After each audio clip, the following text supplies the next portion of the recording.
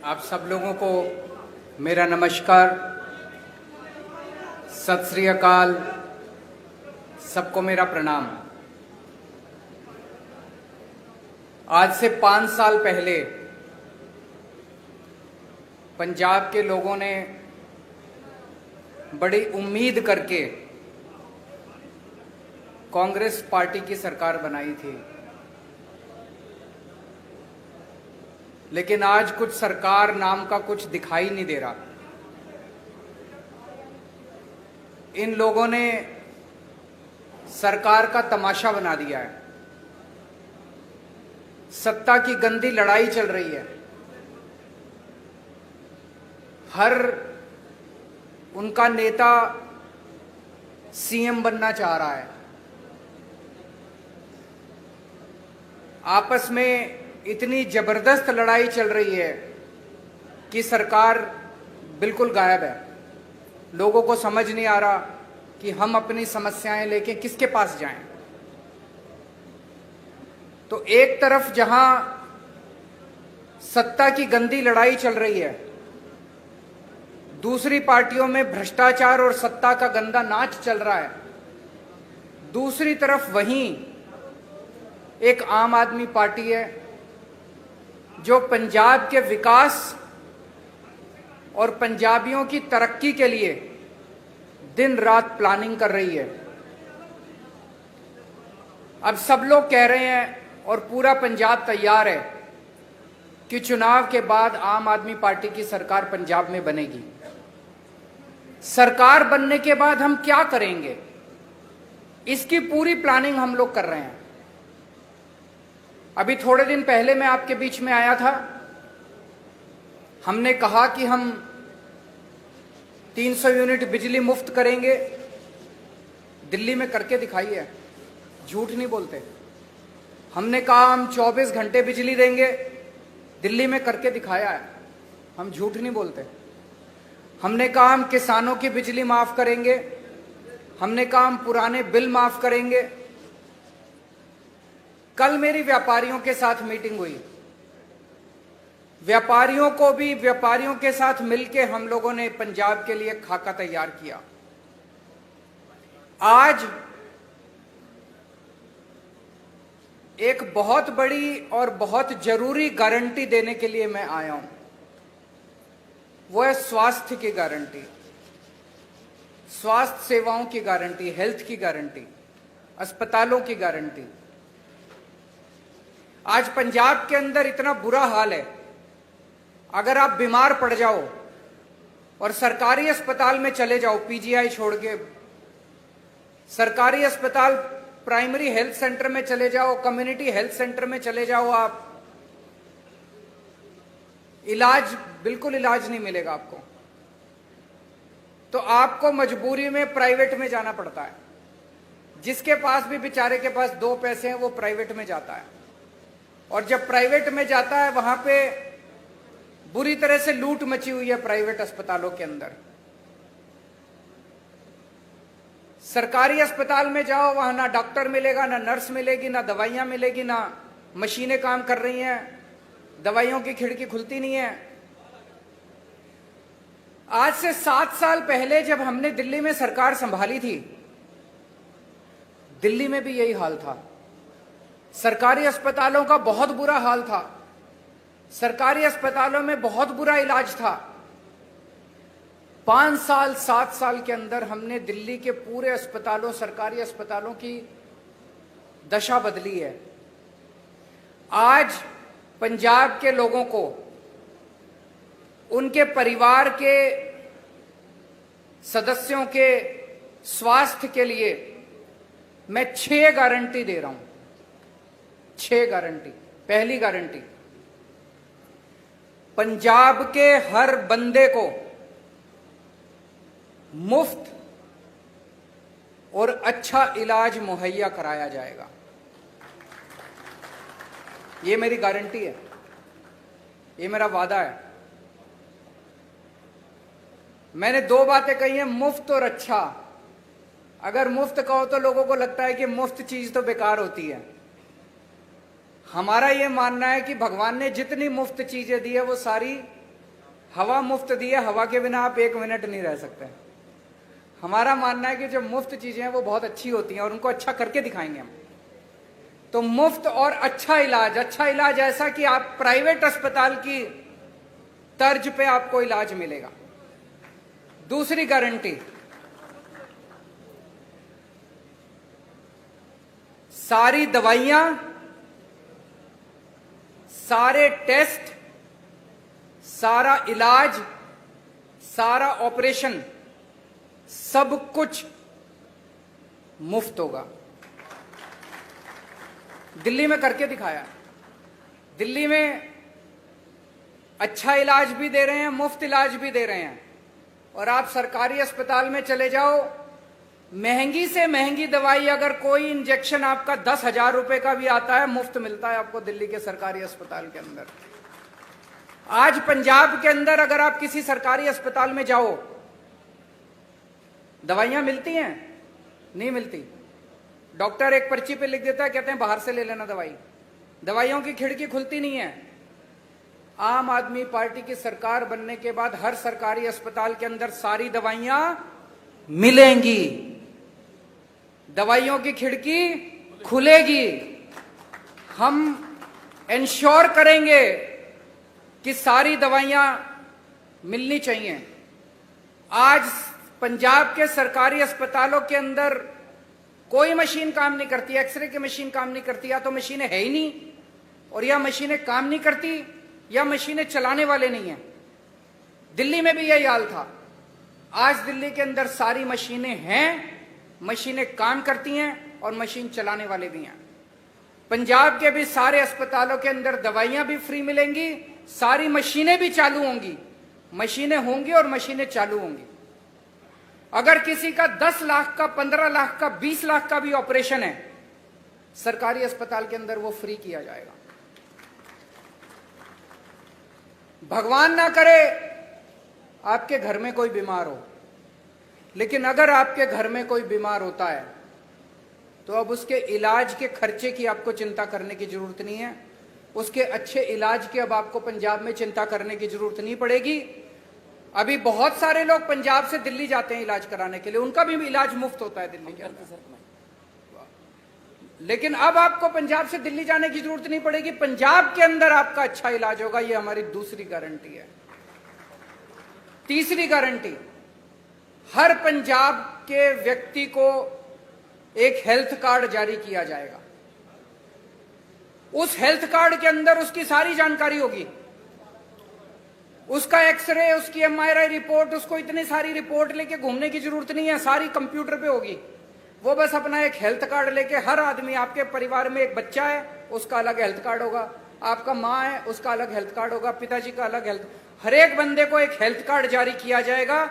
जिसके पास health card होगा उसको अच्छे से अच्छा इलाज मुहैया कराने की जिम्मेदारी पंजाब सरकार की होगी।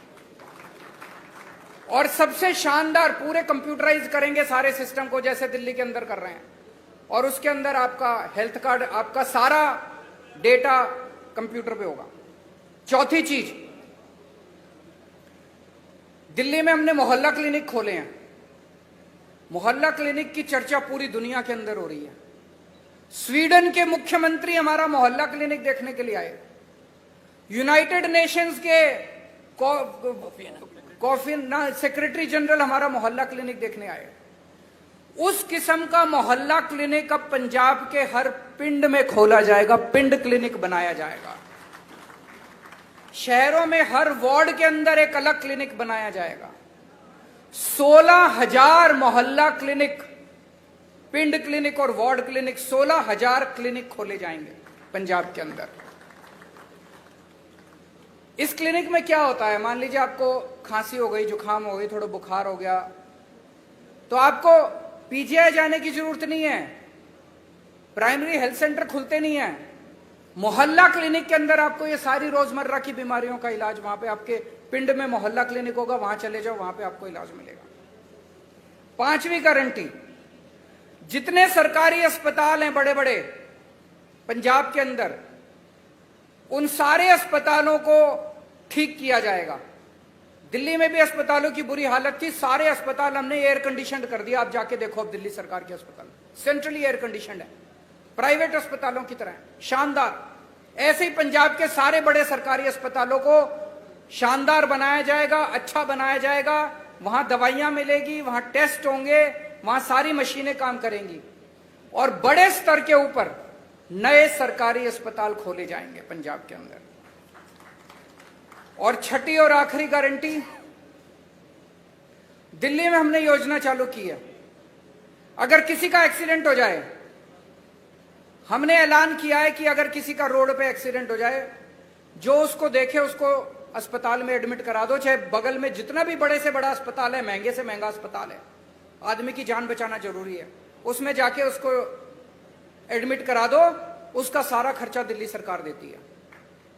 पंजाब के अंदर भी किसी का भी एक्सीडेंट होगा, रोड एक्सीडेंट किसी का भी होगा, उस रोड एक्सीडेंट के विक्टिम को उसका पूरा का पूरा इलाज पंजाब सरकार कराएगी, उसको अपनी जेब से एक भी पैसा देने की जरूरत नहीं है। तो ये 6 गारंटी आज मैं पंजाब के लोगों को दे रहा हूं। मुझे बेहद खुशी है कि इतने मायूसी के माहौल में, भर्ती की जाएगी, इतने मायूसी के माहौल में जब इतनी राजनीतिक अस्थिरता है, एक आशा की किरण आम आदमी पार्टी के रूप में दिखाई देती है कि कम से कम एक तो पार्टी है जो पंजाब के लोगों की सोच रही है, उनकी बिजली की सोच रही है, उनकी हेल्थ की सोच रही है। ये मेरी आज की गारंटी थी। एक छोटी सी अनाउंसमेंट मुझे करनी है। आज सुबह सुबह लुधियाना के कुछ पत्रकार मुझसे मिलने के लिए आए थे और उन्होंने मुझसे निवेदन किया कि आपकी सरकार सर बनना तय है, अगर आपकी सरकार बन जाए तो पूरे पंजाब में 3 शहर ऐसे हैं जहां पे प्रेस क्लब है, जालंधर, अमृतसर और चंडीगढ़। बोले जी बाकी शहरों में भी प्रेस क्लब बना देना। तो मैं आज आपको वादा करता हूं कि हमारी सरकार बनेगी तो जितने भी छोटे बड़े शहर है पंजाब के, सब जगह आपकी सुविधा के लिए प्रेस क्लब बनाए जाएंगे। ये भी गारंटी है। अब अगर आपके कोई प्रश्न है,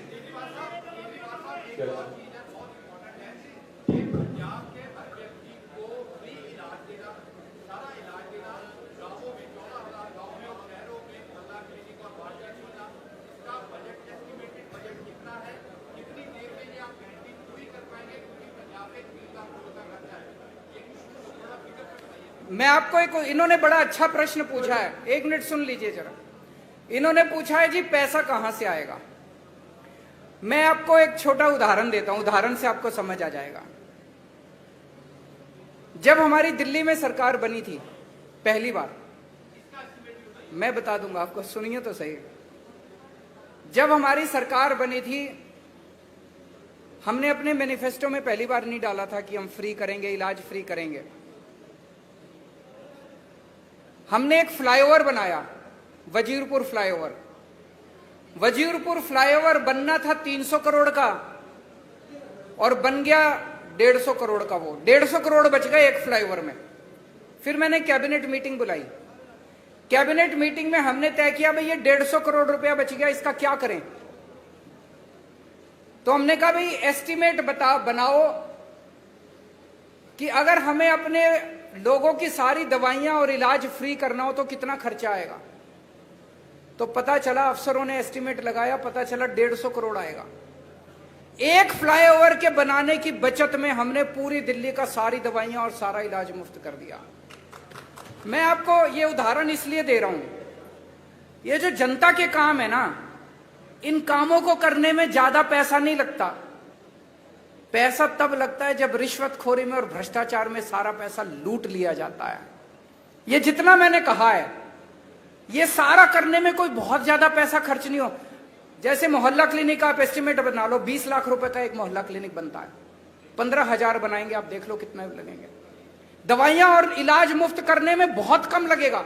मैंने बताया दिल्ली का 200-250 करोड़ का टोटल पूरी दिल्ली का दवाइयों का बजट आता है, पंजाब का 300-350 करोड़ का हो जाएगा, 400 करोड़ का हो जाएगा। इससे फालतू क्या होगा। तो जो एक चीज मैं आपको कह दूं कि मैं जो कहता हूं सारा होमवर्क करके लाता हूं, इसमें मैं और भी बड़ी बड़ी चीजें कर सकता था। मैं वही चीजें लिख के लाया हूं जो मैंने दिल्ली में करके दिखाई हैं। अब पंजाब में और ज्यादा करेंगे तो दिल्ली वालों को जाके कहेंगे पंजाब में कर दिया, आप दिल्ली में भी करेंगे। अरविंद जी, एक और किसी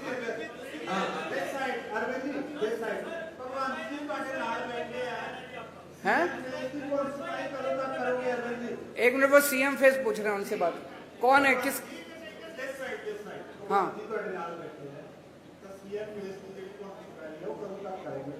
समय आने पे सीएम फेस की अनाउंसमेंट भी होगी। भगवंत मेरा छोटा भाई है। ये जो आप अखबारों में कुछ कुछ छापते रहते हो ना, ऐसा कुछ भी नहीं है। एक मिनट सुन लो, मेरी बात पूरी सुन लो। भगवंत मेरा छोटा भाई है। एक सुनो तो सही यार, सुन तो लो, बात तो पूरी सुन लो।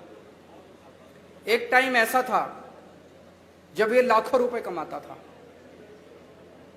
अपना एंटरटेनमेंट शो वगैरह करके। उसने सब कुछ छोड़ दिया पंजाब के लिए। तब तो आम आदमी पार्टी में नहीं आए थे। कोई कैरियर बनेगा, कुछ होगा, ऐसा कुछ नहीं था। पंजाब के लिए त्याग किया उसने। हमारी पार्टी में कोई भी व्यक्ति, मैंने कई बार बोला है, कोई पद और उसके लिए नहीं आया। सब लोग समाज के लिए और देश के लिए आए हैं। समय आने पे मैंने बार बार बोला है, आपको अच्छा सीएम देंगे, अच्छा फेस देंगे, कोई भी हो सकता है वो। अभी हम इसके बारे में सोच नहीं रहे हैं।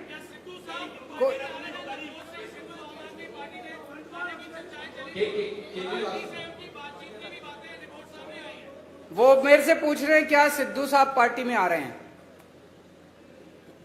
ये एक हाइपोथेटिकल क्वेश्चन है, काल्पनिक क्वेश्चन है। कभी भी अगर कुछ ऐसा होगा सबसे पहले आप ही को बताएंगे। केजरीवाल कांग्रेस पार्टी दो हिस्सों ਦੇ ਵਿੱਚ ਵੰਡੀ ਗਈ ਹੈ। ਹੁਣ ਇਹ ਕਿਹਾ ਜਾ ਰਿਹਾ ਹੈ ਕਿ captain Amarinder Singh BJP join ਕਰ ਸਕਦੇ ਨੇ ਤੇ ਜਿਹੜੇ ਮੌਜੂਦਾ ਸੀਐਮ ਹੈ ਚਰਨਜੀਤ ਸਿੰਘ ਚੰਨੀ ਉਹ ਖੁਦ ਨੂੰ ਆਮ ਆਦਮੀ ਕਰਕੇ ਪ੍ਰੈਜ਼ੈਂਟ ਕਰ ਰਹੇ। ਮਤਲਬ ਜਿਹੜਾ ਤੁਹਾਡਾ ਆਈਡੀਆ ਆਈਡੀਓਲੋਜੀ ਉਹ ਵੀ ਕਿਤੇ ਹਾਈਜੈਕ ਹੋ ਰਹੀ ਹੈ ਤੇ ਤੁਸੀਂ ਇਸ ਚੀਜ਼ ਦਾ ਐਨਾਲਿਸਿਸ ਕਿਵੇਂ ਕਰ ਰਹੇ ਹੋ? वो ये कह रहे हैं, प्रश्न ये है कि भाई चन्नी साहब हमारी नकल कर रहे हैं, यही कह रहे हैं आप? केजरीवाल की नकल करना आसान है, अमल करना मुश्किल है। मैं एक मिनट इसको क्लियर कर देता हूं। जब पहली बार मेरी 49 दिन की सरकार बनी, 49 दिन में 32 अफसरों को जेल भेजा था जो भ्रष्टाचार कर रहे थे। हंगामा मच गया था दिल्ली के अंदर। आज मैं नहीं कह रहा, आरोप लग रहे हैं कि भ्रष्टाचारी और दागी अफसरों को बड़ी से बड़ी पोस्ट दी जा रही है। अमल करना मुश्किल है। एक मिनट। मेरे एक दिन मैं ऑफिस में बैठा था, मेरे पास एक किसी ने ऑडियो टेप भेजी व्हाट्सएप पे। उसमें मेरा एक मंत्री दूसरे किसी बंदे से 5 लाख रुपए मांग रहा था। भाई साहब, 1 घंटे के अंदर प्रेस कॉन्फ्रेंस करके मैंने उस मंत्री को सस्पेंड कर दिया और सीबीआई को केस भेज दिया। आज आरोप लग रहे हैं कि चन्नी साहब के मंत्रिमंडल के अंदर दागी मंत्री हैं, उनकी पार्टी के अंदर दागी विधायक हैं। तो मैं उनसे कहना चाहूंगा कि केजरीवाल की नकल करने के साथ साथ उस पर अमल करने का साहस और हिम्मत लेके आइए। केजरीवाल साहब, एक सबसे बड़ा जो सवाल था बेरोजगारी का, केजरीवाल साहब इस तरफ बोलिए बोलिए बोलिए बोलिए बोलिए बोलिए बोलिए। एक बेरोजगारी का सबसे बड़ा इशू पंजाब में है और पंजाब में आपको लगता है कितने परसेंट आ रहे बेरोजगारी की, और दिल्ली में आपकी सरकार बनने से पहले कितनी बेरोजगारी थी और कितना आपने उसको दिया? दूसरा एसवाईआर के मुद्दे में क्या कहना आपका? बेरोजगारी बहुत बड़ी समस्या है। दिल्ली के अंदर बेरोजगारी को लेकर हमने कई सारे कदम उठाए हैं। अगर मैं ये कहूं कि दिल्ली में बेरोजगारी खत्म हो गई, ये गलत होगा। लेकिन आपको एक छोटा सा आंकड़ा देना चाहता हूं। अभी कोरोना के टाइम में बेरोजगारी बहुत ज्यादा बढ़ गई, बहुत ज्यादा लोगों की नौकरियां चली गई, फैक्ट्रियां बंद हो गई, दुकानें बंद हो गई, बाजार बंद हो गए। हमने एक जॉब पोर्टल बनाया कि जो जो लोगों को नौकरियां देनी है वो अपनी नौकरियां पब्लिसाइज कर दें, और जिन लोगों को रोजगार चाहिए वो उसके ऊपर अपना। आपको जान के ताज्जुब होगा, मैंने जब वो पोर्टल बनाया था दिल्ली सरकार ने, हमें लगा था कि अगर 25-30 हजार भी नौकरियां अगर आ जाएंगी तो हम मानेंगे कि बड़ी सफल हो गए। 2 महीने के अंदर 10 लाख नौकरियां उस जॉब पोर्टल के ऊपर आई। 2 महीने में बहुत सारे लोगों को नौकरियां मिली। जितने लोगों की नौकरियां गई थी कोरोना के टाइम में, बहुत सारे लोगों को नौकरियां वापस मिली। हमने ढेरों स्कूल बनाए हैं, ढेरों मोहल्ला क्लिनिक बनाए हैं। वहां पे हम लोगों ने हर बस के अंदर बस मार्शल नियुक्त किए हैं। इसमें इतनी नौकरियां निकली हैं, इतनी नौकरियां। हमने डोर स्टेप डिलीवरी शुरू की है, घर घर के अंदर हम इतनी नौकरियां निकली हैं। वो सारे काम पंजाब के अंदर भी किए जाएंगे और मैं समझता हूं कि इससे पंजाब के बेरोजगारों को नौकरी मिलने में सुविधा होगी। और उसके पहले कल भी मैंने कहा था, मैं चन्नी साहब से निवेदन करना चाहता हूं कि कैप्टन साहब ने प्रॉमिस की थी कि मैं हर एक को रोजगार दूंगा। उन्होंने कार्ड भी दिया था, आज तक बच्चे कार्ड लेके घूम रहे हैं। मेरी उनसे निवेदन है कि कैप्टन साहब के वादे को पूरा करें, हर बच्चे को नौकरी दें बेरोजगार को, और जब तक नौकरी नहीं मिलती वो बेरोजगारी भत्ता दें 4.5 साल का।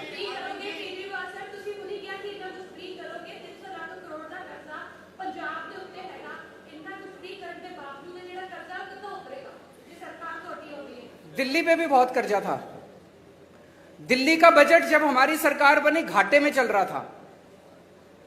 आज 2019 की सीएजी की रिपोर्ट है जिसमें सीएजी ने कहा है, मैं नहीं कह रहा, कंट्रोलर ऑडिटर जनरल ने बोला है कि पूरे देश में अकेली दिल्ली सरकार है जो घाटे में नहीं चल रही, नफे में चल रही है। एक मिनट सुन लो, नफे में चल रही है। कैसे किया हमने? हमारी सरकार बनने के पहले दिल्ली सरकार घाटे में चल रही थी, कर्जा चढ़ा हुआ था। आज दिल्ली सरकार पे एक नए रुपए का कर्जा नहीं है, केवल और केवल एक चीज से, भ्रष्टाचार खत्म कर दिया, रिश्वतखोरी खत्म कर दी। सरकारों में पैसे की कमी नहीं है, नीयत की कमी है। अच्छी नीयत वाली सरकार लेके आइए, आप देखिए क्या से क्या हो सकता है। आखिरी क्वेश्चन, बोलिए।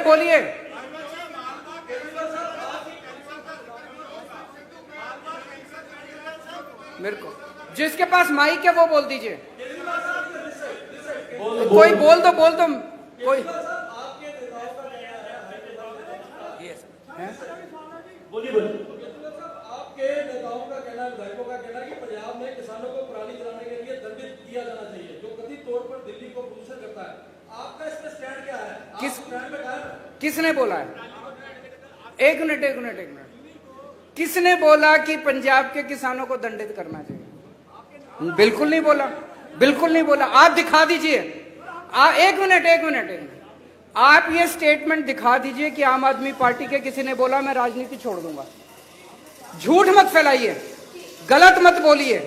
पत्रकार की जिम्मेदारी है जनता को सच बताना। अब मैं आपको बताता हूं, एक मिनट सुनिए मेरी बात। पराली को लेकर दिल्ली की सरकार ने समाधान दिया है। हमने एक बायोडिकम्पोजर बनाया है। जब पराली वो होती है तो किसान को अगली फसल लगाने के लिए उसको जल्दी होती है, उसको तीली लगा के वो जला देता है, उसकी मजबूरी होती है। किसान का कसूर नहीं है, कसूर सरकारों का है। सरकारें क्या कर रही थी? सरकारों ने समाधान क्यों नहीं निकाला? तो हम एक दूसरे के ऊपर आरोप प्रत्यारोप नहीं करना चाहते, वो राजनीति हम नहीं करते, हम समाधान की राजनीति करते हैं। तो दिल्ली सरकार ने अभी एक घोल निकाला है, बहुत सस्ता घोल है। उस घोल को अगर आप पराली के ऊपर छिड़काव कर दो तो 15 दिन के अंदर पराली खाद में बदल जाती है। तो जो पराली समस्या थी वो पराली अब आपके लिए एसेट बन गई। इसको पिछले साल हमने एक्सपेरिमेंट करके देखा जिसके बड़े शानदार नतीजे आए हैं।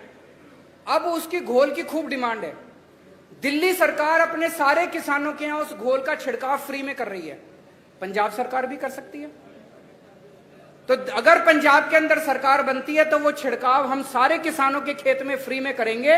किसानों को जलाने की जरूरत नहीं पड़ेगी और वो सारी पराली खाद में बदल जाएगी। आम के आम गुठलियों के दाम। Thank you so much. Thank you.